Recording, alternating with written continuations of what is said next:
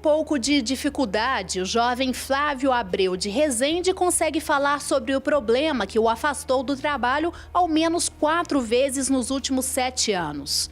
É visível que ele ainda sofre com a situação. Flávio passou em um concurso público e assumiu o cargo de agente prisional em 2009. 2 anos depois, em 2011, começou a sentir os sintomas que apontavam a depressão. Foi quando eu comecei a sentir dificuldade na realização de tarefas diárias, né? O próprio cuidado da higiene pessoal, escovar os dentes, tomar banho, dificuldade até de ir à própria agência bancária pagar uma conta. Pequenas tarefas que são simples, mas que parecem se tornar muito mais difíceis. Desde o primeiro afastamento, Flávio tem feito acompanhamento médico e, apesar de conseguir ter voltado às atividades, a depressão continuou e ele teve que se afastar novamente, chegando a ficar 19 meses em tratamento, longe do trabalho. As dificuldades são muitas e acontecem desde o início do problema. Foi difícil chegar à conclusão do que realmente se tratava, de pedir ajuda, de contar com as pessoas próximas, né? Entender o que realmente está acontecendo, né? No próprio trabalho você não tem esse apoio. Em casa é um pouco mais complicado, mas as pessoas mais próximas vão te apoiando, né? No consultório da terapeuta Miriam Moraes, mais da metade dos pacientes atendidos estão afastados ou já passaram por afastamento do trabalho por causa da depressão. Ela explica que, dependendo da situação, a licença é inevitável. A partir do momento que é diagnosticada a depressão, ou pelo terapeuta ou pelo psiquiatra, o afastamento ele é primordial, essencial, fundamental, para ser bem exato.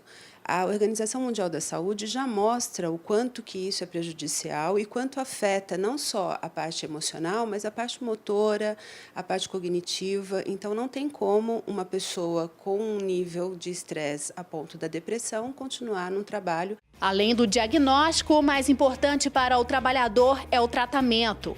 É preciso saber que a depressão é sim um problema sério de saúde, mas que pode ser tratado e o quanto antes a ajuda for procurada, melhor. Esse tratamento pode ser feito quando com o psiquiatra medicamentoso, a terapia ela é aliada.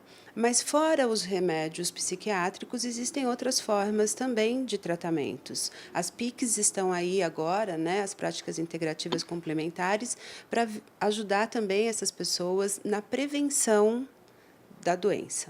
A depressão é um problema de saúde pública que atualmente atinge quase 12 bilhões de brasileiros. E quando esses casos chegam à Justiça do Trabalho, o que tem aumentado bastante nos últimos anos, todo o processo é tratado com bastante cuidado.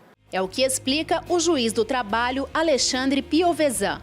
Ele confirma que os casos têm sido frequentes na Justiça do Trabalho. Quase 50% dos afastamentos previdenciários superiores a 15 dias são relacionados a doenças emocionais, doenças psicológicas.